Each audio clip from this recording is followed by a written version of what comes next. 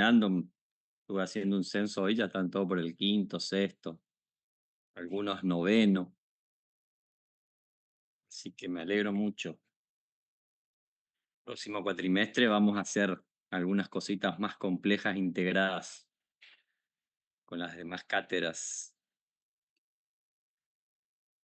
Bueno, hoy vamos a tocar el tema de dientes retenidos, retención dental, ¿sí? Vamos a hablar un poquito de las generalidades, concepto, teorías de la retención, etiopatogenia, causas, accidentes, ¿sí?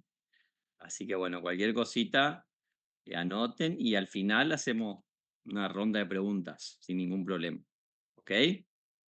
Voy a compartir pantalla. Pam, pam, pam.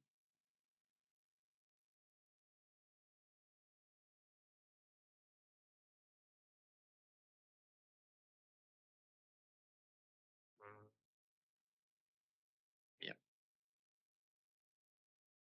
ver, listo.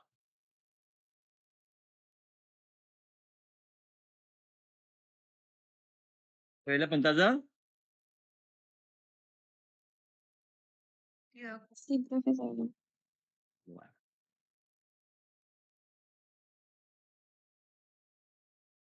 ahí está la primera. Las estructuras normales hay que tener en cuenta tanto el maxilar superior como el maxilar inferior, ¿sí? Porque la, la anatomía influye eh, preponderantemente en la retención, en la malposición de las piezas dentarias, ¿sí? Y acá está bueno tener en cuenta las teorías de por qué empiezan a retenerse las piezas dentales, ¿sí?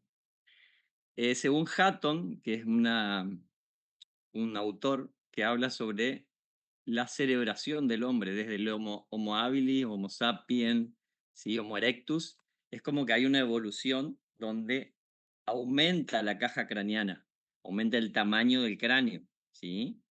A expensas de la disminución de los maxilares. Antes era, o sea, es en sentido horario la cerebración, es de atrás hacia adelante y hace esto, o sea, la corteza avanza y lo que es la zona maxilar superior e inferior es como que va disminuyendo a expensas de esa cerebración, de ese aumento de la calota. ¿Estamos? Esto fue sucediendo a lo largo de miles y miles de años. Pero, ¿qué pasa? Las piezas dentarias no disminuyeron en tamaño. Sí el hueso, cambiaron las inserciones musculares a causa de la dieta, o sea, antes la dieta era muchísimo más dura, ¿sí? Había muchísimo más atracción dentaria, los dientes eran inclusive mesiodistalmente un poquito más anchos, ¿sí? Porque eh, consumían muchas semillas, eh, desgarraban la carne, obviamente, después luego con las herramientas, la disminución de esa dieta dura, las inserciones musculares que antes eran en sentido oblicuo, de atrás hacia adelante, empezaron a ser más verticales, ¿sí? Entonces ese prognatismo disminuyó, las piezas dentarias conservaron su tamaño, y este aquí que no encontraban lugar eh, en ese continente óseo nuevo que tenían. ¿Estamos? Entonces, obviamente, los últimos molares son los más afectados porque son los últimos en salir. ¿Sí? Recuerden la cronología de erupción. Entre de los 17, 18 años comienzan a erupcionar cuando ya prácticamente está todo desarrollado lo que es el sentido anteroposterior y transversal de los maxilares. Entonces se encuentran con una tabla ósea compacta por fuera, una tabla interna compacta por dentro, ¿sí? Un esponjoso, como es en el maxilar inferior, que es donde más frecuentemente se produce la retención. El maxilar inferior es mucho más compacto y tiene mucho menos esponjoso que lo que es el superior, ¿sí? Por ende, van a encontrar una frecuencia de retención mucho mayor en el maxilar inferior que en el superior, ¿sí? Si alguien tiene prendido el micrófono.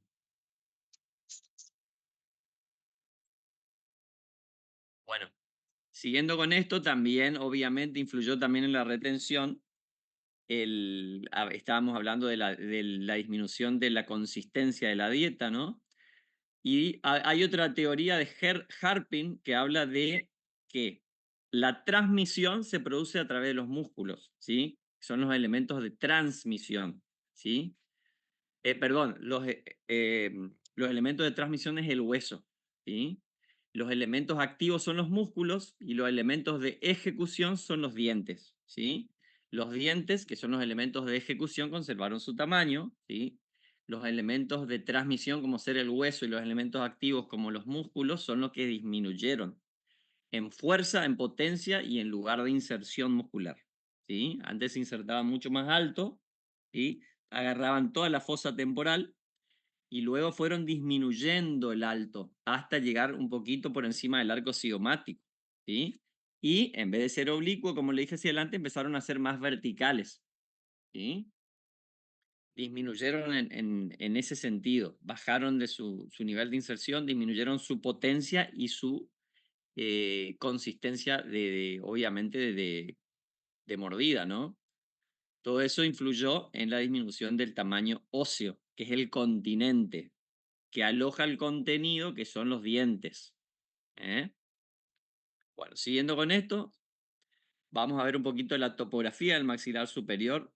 Fíjense también que está el espacio temporal, la región pterigomaxilar, ¿sí? Que es una zona de hueso muy compacto también, ¿sí? Y el velo palatino por delante, como para que se ubiquen en lo que es tejidos blandos. Por delante, el tercer molar va a encontrar la cara distal del segundo, por delante. Y por arriba van a estar los senos maxilares y la tuberosidad. Vamos, recuerden que los senos maxilares tienen tabiques que son zonas muy calcificadas, ¿sí? También la tuberosidad.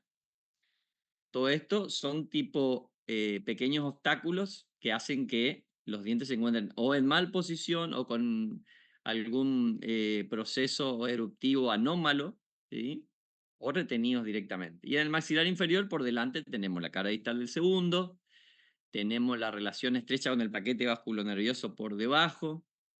Arriba hay una mucosa laxa extensible que no se retrae con la erupción del cordal, o sea, generalmente con el proceso eruptivo de los dientes es como que va reabsorbiendo los dientes, los dientes temporales, ¿sí? Esto no sucede en el tercer molar, porque no hay ningún diente temporal que le esté guardando ese lugar, ¿entienden? Lo único que hay es, como le dije, hay una zona de hueso compacto y justamente generalmente cae ahí la inserción del estilo del efeno maxilar. Y es una mucosa muy compacta y poco extensible, es muy fibrosa, ¿sí? Todo eso hace que genere algunos procesos patológicos que vamos a desarrollar más adelante. Acá tiene una radiografía panorámica donde pueden apreciar, ¿sí? En la zona derecha del paciente, una pieza dentaria retenida, muy estrechamente relacionado con el paquete vascular, con el canal, ¿sí? Porque en la radiografía se habla de canal, del canal alveolar inferior, ¿sí? Y fíjense que está impactando, casi impactando, en la raíz de la pieza del segundo molar, ¿sí? Seguimos. Bueno, vamos a hablar un poquito de lo que es nomenclatura. Retención corresponde al diente que llega a su época normal de erupción, no lo hace, encontrándose detenida ese proceso, parcial o totalmente, y permanece en el hueso sin erupcionar, ¿sí? Acá el diente no ha perforado la mucosa y no ha adquirido su posición normal en la arcada. La retención puede ser total y parcial. Un diente retenido no hace su aparición en boca, eso quiero que quede claro, ¿sí? A su vez tenemos lo que se llama impactación, que es la detención total o parcial de un diente. Vamos a llevar esto más para allá. ¿Sí? Dentro del intervalo de tiempo esperado. Eso tienen que tener en cuenta. O sea, No vamos a decir que hay un diente retenido si tiene 15 años de edad. Tenemos que respetar el tiempo esperado, o sea, la cronología adecuada de esa pieza dentaria. O sea, tenemos de acuerdo a la edad del paciente. Pero esa impactación sucede por interferencia o bloqueo en su trayecto eruptivo. Estamos, el diente encuentra un obstáculo en el camino de esa erupción y el saco pericoronario puede o no perder su fisiologismo o su integridad. ¿Sí? O sea, puede estar abierto en boca o no. Un diente impactado, piensen esto, usen un poquito la lógica.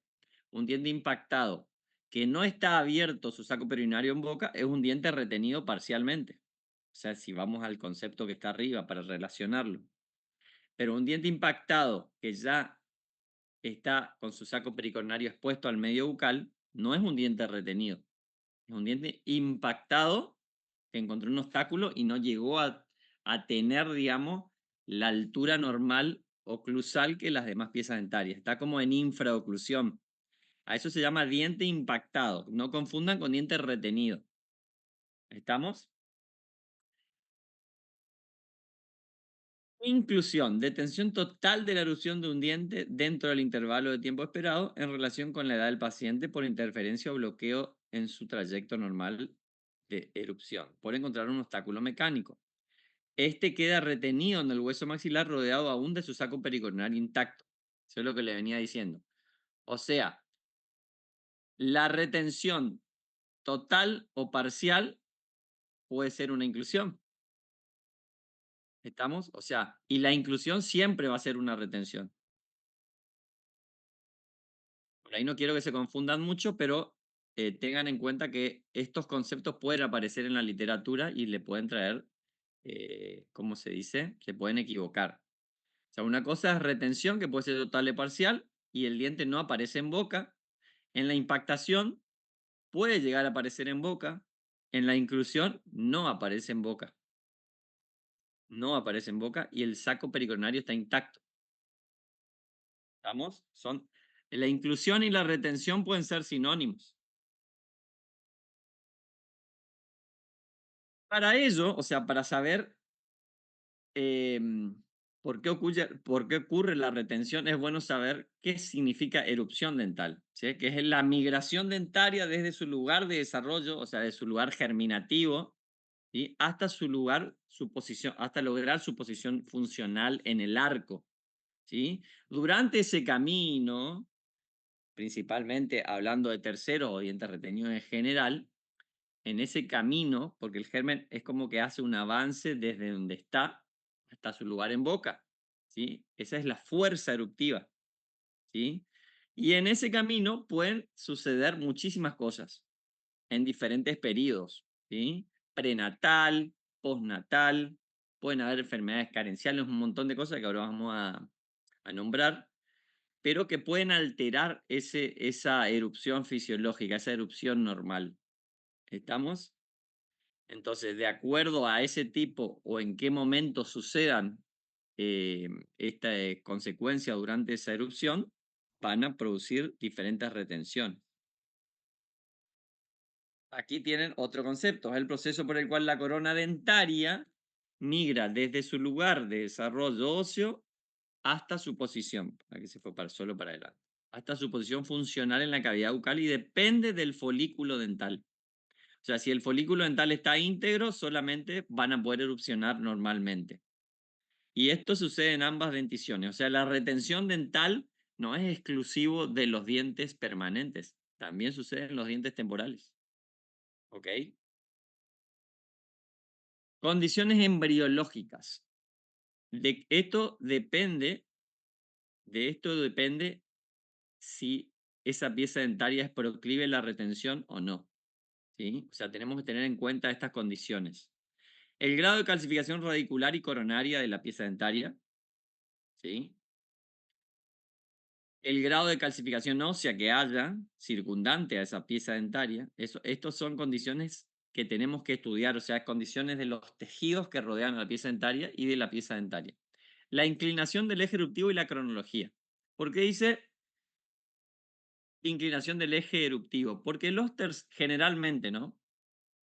Al no haber espacio y al ser el último en la cronología de eruptiva, esas dos razones que le dije hacen que durante el crecimiento anteroposterior, ¿se acuerdan que es yucta paracondral? ¿Eh? El crecimiento mandibular. Durante ese crecimiento hacia adelante, ¿sí? Hace que arrastre el eje eruptivo que era vertical del molar hace 3 millones de años, en el Homo habilis, que era vertical porque había lugar. Ahora, al no haber espacio, se está haciendo solo hacia adelante, ese crecimiento hace que ese eje eruptivo que era vertical se incline hacia adelante. O sea, ese eje, en vez de ser así, es oblicuo hacia adelante. Entonces, ¿qué pasa? Cuando sale el segundo, tiende a impactar en el segundo, porque el crecimiento mandibular arrastra el eje eruptivo hacia adelante. Lo hace oblicuo, ¿sí? Hace mucho tiempo atrás era vertical porque había lugar. ¿Me siguen? Pero también tiene que ver la cronología dentaria. También tiene que ver la cronología dentaria. Y obviamente el grado de calcificación ósea. ¿Por qué? Si el segundo molar, fíjense ustedes, si el segundo molar se encuentra retenido o hay una agenesia del segundo molar, esto permite que el tercer molar se ubique, que su eje se ubique. Entonces hace erupción. Y obviamente siempre y cuando también la calcificación ósea lo permita. Porque si está muy hipercalcificado la zona radicular, pero la zona coronaria no, también se va a volcar hacia adelante y va a tener una malposición. Capaz no quede retenido, pero va a estar en malposición. Acá echemos un vistazo, digamos, a un niño de 4 años. Fíjense que a los 4 años no está todavía el germen del tercero. Fíjense, hasta el séptimo, los 7 sí. Estamos que a los 12, 13 años ya hace su aparición en boca. A partir de ahí se genera el germen del tercer molar. ¿Sí?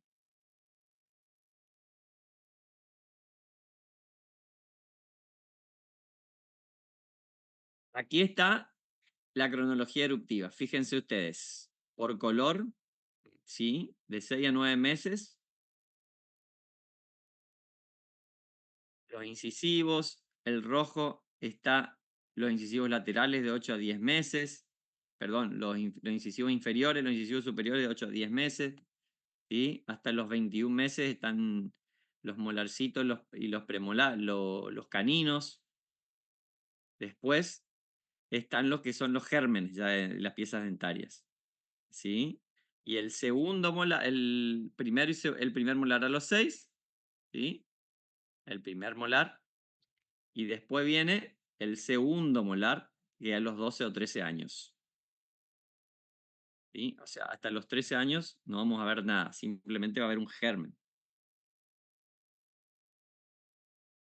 Bueno, esto ya vimos. Pasamos al concepto de pieza dentaria retenida para que se lleven este concepto. Una pieza retenida es aquella que no hace su aparición en el arco dental en su cronología habitual, ¿sí? Quedando retenida en los maxilares y conservando el fisiologismo del saco pericoronario. Eso es importante que tengan en cuenta. Estos son los factores que condicionan la retención de la pieza dentaria o etiopatogenia. Fíjense, tenemos causas locales, como es el aumento de la densidad del hueso circundante. Esto va a determinar sí o sí que la mayor frecuencia de retención suceda en el maxilar inferior, porque hay una mayor densidad ósea, ¿sí? Después le van a seguir los molares superiores en incidencia. Después le van a seguir los caninos, ¿sí? Inferiores, superiores, premolares, incisivos laterales y así, en ese orden. Tenemos la falta de espacio en la arcada, ¿sí? Por maxilar atrésico. El maxilar atrésico es un maxilar que está disminuido en su tamaño normal. O sea, es mayor la cantidad, es menor la cantidad del continente que el contenido dentario. El continente sería el hueso, ¿sí? El maxilar atrésico em, puede suceder en muchas enfermedades, ¿sí? En muchos síndromes, que ahora le vamos a nombrar algunos. La alteración en la posición del diente vecino, ya sea por pérdida precoz de una pérdida prematura de los dientes temporales, ¿sí? O por falta, por excesiva retención, o sea, por retraso en en la caída de esas piezas dentarias. O sea, pueden suceder las dos cosas, que lo pierda temprano o que lo pierda muy tarde. Las dos cosas, obviamente, van a influir en la cronología eruptiva. Después tenemos causas sistémicas, ¿sí? Causas sistémicas subyacentes. Quiere decir, una persona con una enfermedad carencial, las principales vitaminas, por ejemplo, enfermedad carencial significa las avitaminosis, generalmente, o enfermedades con trastornos alimenticios, como ser el celiaquismo, que tienen problemas en la absorción del calcio, eh, enfermedades, por ejemplo, con problemas avitaminosis o hipoavitaminosis, la vitamina A y D, hipo o hipertiroidismo, eh, mm, el problema de la osteomalacia y la vitamina D se ve muy poco, pero en ciertos lugares geográficos, en otros países, todavía hay. Entonces, todo esto son enfermedades sistémicas. Causas prenatales. Ah, bueno, enfermedad sistémica es la sífilis también. Sífilis congénitas, sífilis primarias, secundarias. Causas prenatales. Son congénitas, presencia de patologías durante el embarazo. ¿Sí? Patologías durante el embarazo, como ser la sífilis. Enfermedades carenciales de la madre que afecta directamente al hijo. Infecciones. ¿Sí? Procesos patológicos que alteren el metabolismo, ya sea, recuerden ustedes que la maduración, la embriología dentaria sucede de la primera a la cuarta semana de desarrollo intrauterino. Entonces tengan en cuenta que todas las infecciones o trastornos o malnutrición que afecta a la madre van a afectar directamente el metabolismo germinativo dentario. Y enfermedades genéticas de los maxilares, de los dientes y del cráneo. Todo lo que traiga la descendencia, ¿sí? Y las causas postnatales. Causas postnatales son las mismas patologías que afectan durante el embarazo, pueden afectar luego del nacimiento, ¿sí? En el recién nacido, como ser síndrome, malnutrición e infecciones. Agréguenle todas las enfermedades carenciales que dijimos recién, agréguenle las infecciones, ¿sí? Como ser la diabetes, todas las enfermedades de eh, osteomalacia, los síndromes, que ahora vamos a nombrar de vuelta. Esto se ve muy poco, así que vamos a pasar de largo. Fíjense ustedes, en una radiografía panorámica, ¿qué pueden observar? ¿Sí? Estructuras normales, ¿sí? Por debajo del tercer molar se encuentra el canal dentario inferior. En el tercer molar superior tiene una relación muy estrecha con el seno maxilar, con la tuberosidad, con la cara distal del segundo, ¿sí? Con em, el proceso cigomático. Tenemos, ¿qué otra cosita? Las tablas óseas externa e interna. Seguimos. Entonces, esa es la valoración radiográfica que tenemos que hacer, pero también tenemos que hacer una valoración clínica, ¿sí? Que es los exámenes de laboratorio, ¿sí? La profundidad de inclusión de la pieza dentaria, la morfología radicular, morfología coronaria, morfología del segundo molar, la longitud, tamaño y dirección de las raíces, la amplitud del saco folicular, si está íntegro. Bueno, estas son todas las estructuras anatómicas que tenemos que tener en cuenta para la valoración clínica preoperatoria.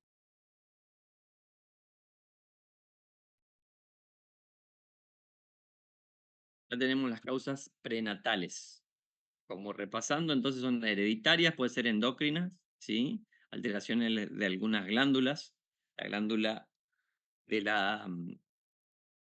de la hipófisis que secreta la somatotrofina, que es la glándula hormona del crecimiento, congénitas, como son las mezclas raciales, carenciales y traumáticas y sífilis. Traumática dice porque durante el embarazo o postnatal o luego del embarazo pueden haber situaciones traumáticas, como ser accidentes, eh, golpes directos sobre la panza de la mamá que pueden alterar o producir un proceso inflamatorio dentro de la placenta misma, ¿no?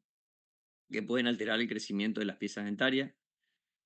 El famoso, bueno, ahora ya no sucede más, pero antes era parto con forceps. Los forceps antes los sacaban de la cabeza al chico y esa presión que ejercían esas pinzas producían trastornos traumáticos en la ATM y en las piezas dentarias. ¿Sí? Sífilis, tuberculosis son también otras patologías que pueden afectar de manera postnatal.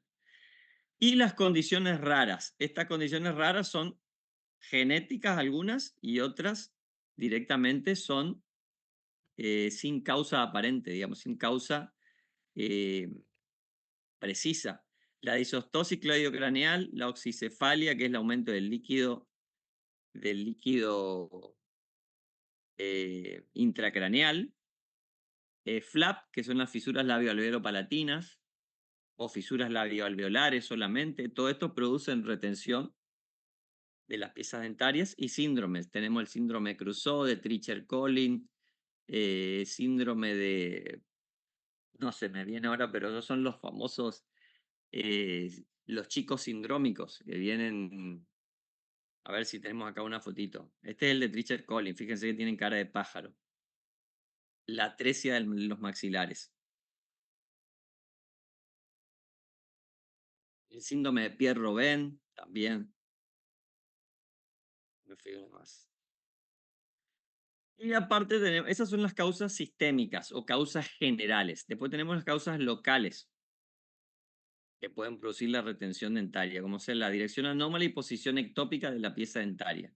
Fibrosis gingival, la fibrosis del tejido blando, dientes supernumerarios, el aumento de la densidad ósea, retención prolongada de un diente temporal, como dijimos hoy, pérdida precoz de los temporales y tumores, obviamente, los tumores quistes y tumores. Los famosos quistes dentígeros o quistes radiculares o ameloblastomas o odontomas o mixomas, son todos procesos patológicos que pueden alterar el proceso eruptivo. Y obviamente, al esta pieza dentaria quedar retenida, pueden producir accidentes o tienen consecuencias sobre los tejidos duros, blandos o nerviosos. ¿Sí? Tenemos, por ejemplo, accidentes nerviosos como ser la pericoronaritis, enfermedad periodontal sobre la pieza dentaria vecina, caries dentales por la impactación sobre la parte distal de la pieza dentaria, sobre las raíces, absorción dentaria interna externa, quistes odontogénicos, ¿sí? Problemas ortodónticos que pueden producir malposición en la pieza dentaria vecina y problemas protésicos, por ejemplo, la que le llaman báscula protética, que es cuando una persona usa una prótesis superior, generalmente eso ocurre, y por el estímulo, la impactación de la misma prótesis, hace que el tercero que nunca hizo su aparición en boca, a los 70 años empieza a jorobar debajo de la prótesis, por el estímulo. Y los accidentes mecánicos, ¿sí? Esos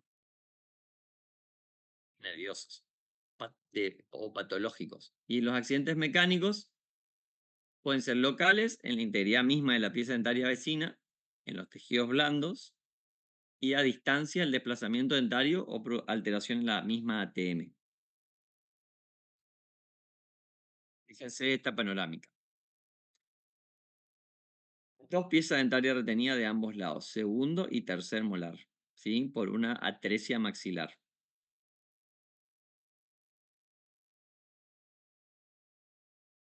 Aquí pueden ver, al producir la impactación del tercer molar sobre En realidad es un segundo molar sobre un primer molar, ¿sí? Fíjense que no está el segundo, está el primero, perdón, que no es el tercero, sino es el primero que está en boca y el segundo está impactado. Acá está la alteración que pueden producir en la ATM con un diente en una posición anómala o muy ectópica, ¿sí? Está en una posición invertida, lejos del sitio eruptivo, impactando casi en la cavidad glenoide.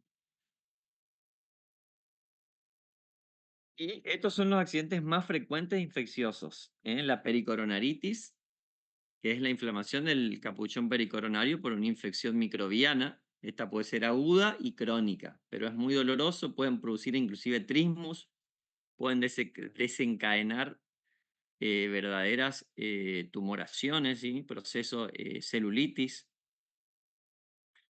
muy graves. Y accidentes regionales como son las fluxiones cervicofaciales y sistémicas. Según el sitio donde estén retenidos, van a ser más proclives de producir una infección local o una infección regional. Obviamente, si está cerca o con una impactación sobre el segundo, el accidente que va a producir va a ser una pericoronaritis, pero si están sumergidos, pueden producir quistes o tumores que se reagudizan y pueden producir fluxiones, o celulitis. Fíjense, el accidente, esta pericoronaritis es por impactación del tercero sobre el tejido gingival del maxilar inferior, ¿sí? De la zona retromolar. Y la pericoronaritis, fíjense acá en la imagen, en la diapositiva de la derecha, es como que se produce un fondo de saco, el tejido gingival se hipertrofia por la colonización bacteriana y sucede a manera de bolsillo, donde hay un nicho, digamos, ideal como para que se desarrollen las colonias y produzcan esa infección, ¿no? Y luego tenemos los accidentes tumorales, ¿sí? Las tumoraciones, granulomas, quistes paradentales, radiculares, quistes dentígeros, los melolastoma y los tumores malignos. Todo a causa de la pieza dentaria retenida.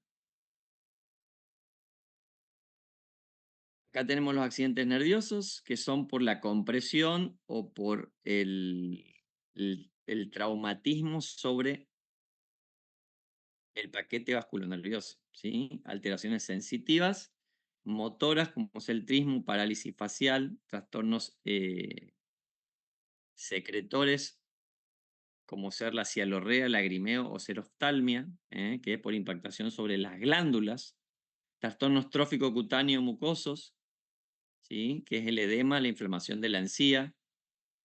Los tróficos les llaman también a la caída del pelo, ¿sí? Pueden producir hasta caída del pelo. ¿Eh? Zonas de alopecia, todo lo que puede producir una pieza dentaria retenida. Estos trastornos secretores también le llaman trastornos vegetativos. Y los trastornos sensoriales, como son la hipoacusia, los sonidos, sonidos que sentimos un zumbido en el oído o como un silbido, porque recuerde que ahí está la cuerda del tímpano que está íntimamente relacionada con el facial. Estas son las indicaciones para la extracción de los terceros. O sea, todos esos accidentes se podrían evitar si prematuramente hacemos un buen diagnóstico, pero ante la patología ya existente, obviamente que la indicación de extracción es sí o sí hay que realizar esa cirugía. Absorción radicular, cirugía ortognática por indicación protésica, por indicación ortodóntica, ¿sí? Y por todas las patologías que vimos. Entonces, fíjense, la Sociedad Americana de la Salud indica que la extracción de los ceros molares debe ser igual a la del resto de los otros dientes, o sea, la evaluación diagnóstica de la patología o una necesidad demostrable, no sacar por sacar, porque si podemos realizar un buen diagnóstico y tenemos lugar para que esa pieza dentaria erupcione, no hay necesidad de sacar. ¿Sí? O sea, tenemos que estudiar la posibilidad de que ese accidente ocurra. Si uno prematuramente puede, mediante la historia clínica, evidenciar que va a haber un motivo periodontal, protético, o hay posibilidad que se produzca quiste o impactación en el segundo, hay que hacer la extracción. Y estas son las contraindicaciones que son en realidad relativas, ¿sí? No son contraindicaciones absolutas, porque hay piezas dentarias que se hacen en consultorio y si no se puede, porque existe miedo o edad avanzada o poca colaboración del paciente, obviamente existe la alternativa del quirófano con anestesia general. Bueno, hasta ahí es el contenido del teórico de hoy, chicos. ¿Alguna pregunta, algo que quieran, que quedó en el tintero? Porque después ya viene toda la anatomía quirúrgica y la planificación quirúrgica, que es tema de otro teórico. Ahora su micrófono si quieren preguntar algo.